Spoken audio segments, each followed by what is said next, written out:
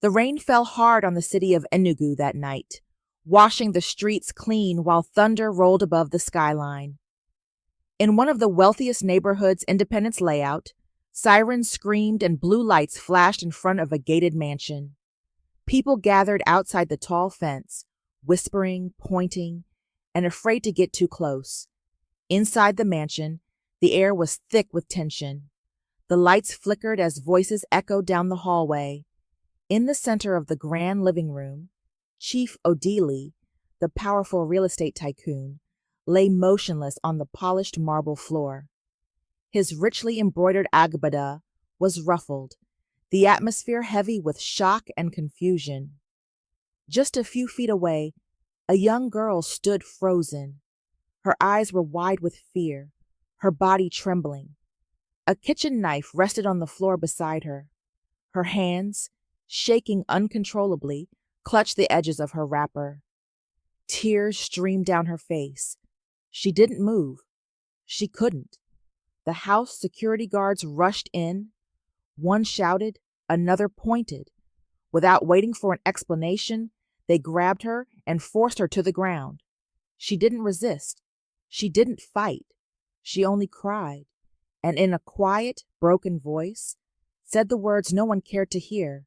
I didn't do it. But no one cared. Within minutes, the scene exploded into chaos. Neighbors took pictures. Videos went viral online. Housemaid kills billionaire. Read the first headline before dawn. By morning, Amaka's face was everywhere. Her schoolmates from the local community school recognized her. Her classmates whispered about her at bus stops. Strangers commented online, another devil in uniform. Amaka had come to Enugu from the slums of Nsukka. After her mother died giving birth to her, she lived with a drunken father who beat her often. Her childhood was marked by hunger, bruises, and loneliness. When she turned 13, a distant aunt arranged for her to move to the city to work as a housemaid, promising it would be a better life.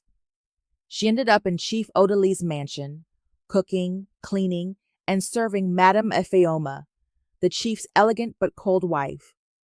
The house was massive, 10 rooms, Italian marble, imported chandeliers, and silence that felt like judgment. Amaka worked long hours. She woke before dawn to wash, scrub floors, and iron clothes. She was not allowed to eat from the main kitchen. She used a small stove outside, but Amaka was different. She wasn't loud or troublesome, but she was sharp. She asked questions. She noticed things. She read anything she could get her hands on. Madame Efeoma once scolded her for reading one of the chief's newspapers. You think because you wear shoes and look good now, you're one of us? She hissed. In a world where the rich preferred silence from the poor, Amaka's curiosity was seen as a threat. Some of the other staff even called her too bold for her level. They whispered that she stared too long, listened too closely, thought too deeply. That night, everything changed. She was taken away in a police van. No lawyer, no guardian, just handcuffs and loud accusations. At the station, things got worse. She was thrown into a cold cement cell. They denied her food and beat her until her small body shook. They poured cold water on her, slapped her face with wet towels, pressed heated metal spoons to her arm. Confess, they screamed. Say you killed him. For 3 days, she endured it. Then on the 4th night, with no voice left and her body aching, she gave in. I did it, she whispered. With that, the city moved on. Newspapers printed her photo with the word killer in bold. The judge didn't ask questions. No investigation, no fingerprint analysis, just a signed confession. Amaka was sentenced to 25 years in prison. The van that took her to prison smelled like rust and old sweat. She sat between 2 women who had been convicted of armed robbery. One looked at her and said, You're just a child. What did they say you did? Amaka didn't answer. She couldn't. Prison life was a different world. Noisy, filthy, forgotten. She shared a cell with older women, some guilty, some not, some just broken. The food was rice and beans. The toilet was a hole in the corner. They slept on thin mats side by side. But deep inside, Amaka's fire didn't die. She found moments of light in the darkness. She started teaching herself how to read better, write faster, speak clearer.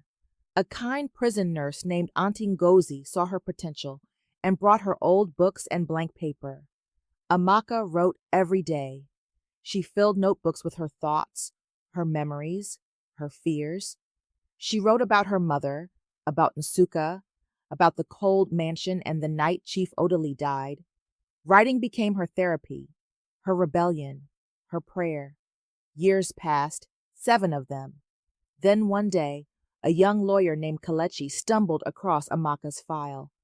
He had been reviewing closed cases for a human rights project. Her case stood out. A minor convicted without a lawyer, based only on a confession under torture. Something didn't sit right. He visited the prison. When he saw Amaka, he was stunned. She was calm, intelligent, and composed. She spoke clearly, almost like she had rehearsed every sentence. She told him everything, this time with no fear. The knife? It wasn't even from the kitchen, she said. It came from the master bedroom upstairs. I heard someone run out before the guards came, but no one ever asked me what I saw. They just decided. Kelechi launched his own investigation. He went to the Odili home, interviewed former staff, combed through old records. He discovered that Chief Odili had a long history of abuse. Maids, business rivals, even politicians.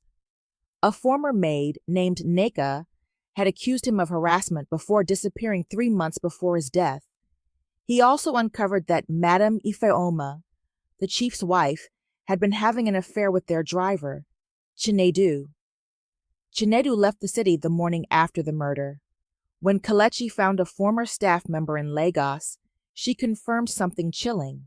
Madame once said, joking, but not really, that if she ever killed Chief, she'd make someone else take the blame.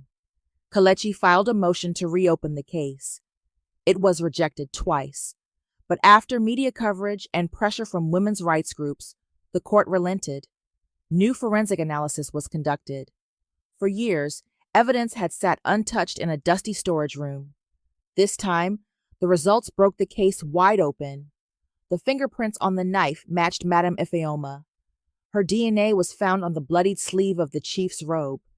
Confronted with the evidence, she broke down.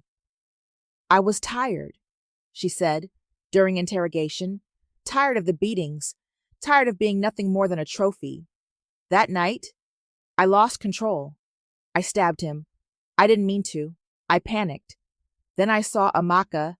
She was just nearby, terrified. I let them take her.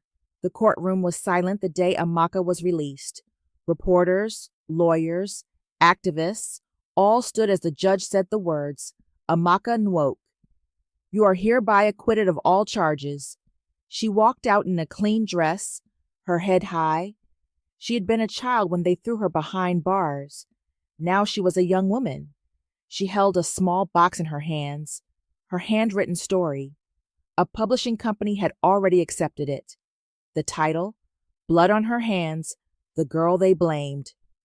The same city that once dragged her name through the dirt now watched her on TV interviews and magazine covers. But she didn't care for fame.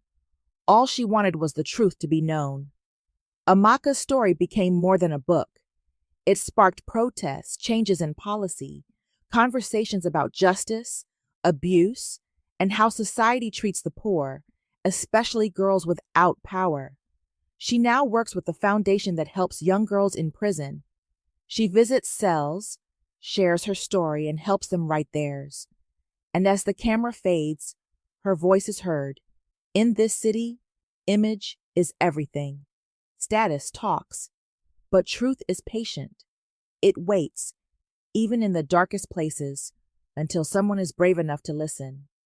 I was blamed because I was poor, because I was quiet, because I was a girl, but I survived, and now I speak. Thank you for watching. If you enjoyed this story, please like, share, and subscribe for more. See you in the next one.